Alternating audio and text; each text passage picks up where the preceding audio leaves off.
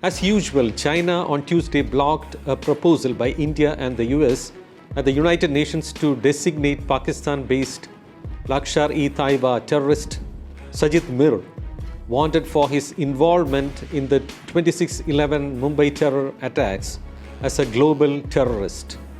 China blocked the proposal that had been moved by the US and the co-designated by India to blacklist Mir under the 1267 Qaeda Sanctions Committee of the UN Security Council as a global terrorist and subject him to assets freeze, travel ban, and arms embargo.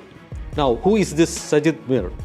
Mir is one of India's most wanted terrorists and has a bounty of USD 5 million placed on his head by the US for his role in the 26/11 Mumbai terror attacks. In June, Mir was jailed for over 15 years in a terror financing case by the anti-terrorism court in Pakistan.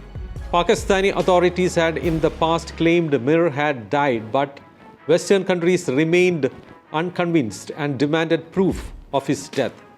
This issue became a major sticking point in Financial Action Task Force's assessment of Pakistan's progress on the action plan late last year. Around 40-year-old Mir is a senior member of the Pakistan-based LET and is wanted for his involvement in the November 2008 terrorist attacks in Mumbai. Mir was LET's operations manager for the attacks, playing a leading role in their planning, preparation, and execution, the US State Department has said. On Wednesday, in a sharply worded response to China's move at the high-level conference, India said it had righteous reasons to believe something is genuinely wrong with the global counterterrorism architecture. While the 9/11 terror bombings in this iconic city of New York had changed the landscape of the global counter-terror architecture, the 26/11 Mumbai terror attacks shook the collective conscience of the world's largest democracy. 10 fully armed assailants from across our borders, well trained in conducting urban warfare, descended on the shores of Mumbai and wreaked havoc over 3 days. It resulted in 166 innocents being killed, and it included 26 foreign nationalities. I'd like you all to listen to this particular sound file in the presentation, even as the terror attacks were unfolding. तो जो जहाँ पे आपको movement नजर आती है, बंदा किस छत पे चल रहा है, कोई आ रहा है जा रहा है, उसको फाइट ठोको, उसे नहीं पता यहाँ पे क्या हो रहा है। इंशाल्लाह। तो जो जहाँ पे आपको मूवमेंट नजर आती है, बंदा किस छत पे चल रहा है, कोई आ रहा है जा रहा है, उसको फाइट ठोको, उसे नहीं पता यहाँ पे क्या हो रहा है। इंशाल्लाह। This was Sajid Mir, a very dreaded terrorist who directed the terrorists from across the border in real time to hunt down foreigners in the Taj Hotel and kill them indiscriminately.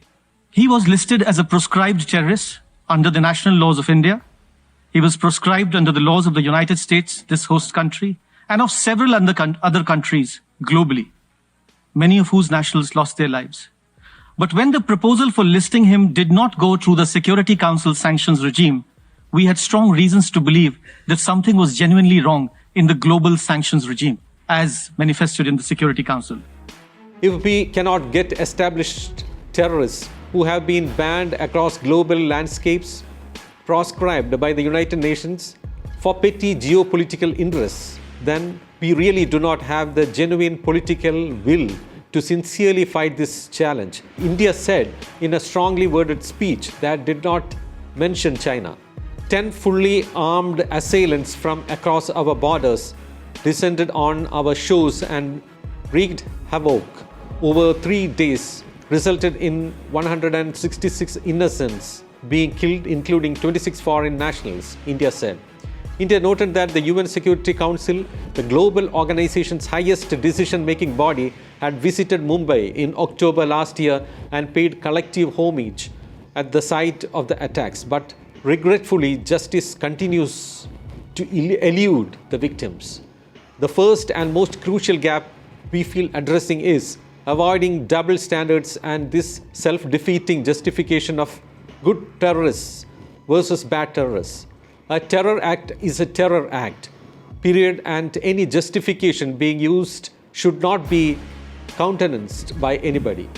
China, an all-weather friend of Islamabad, has repeatedly put holds on listings to blacklist Pakistan-based terrorists under the Sanctions Committee of the UN Security Council. China had in September last year suspended the same proposal. Why is China like this?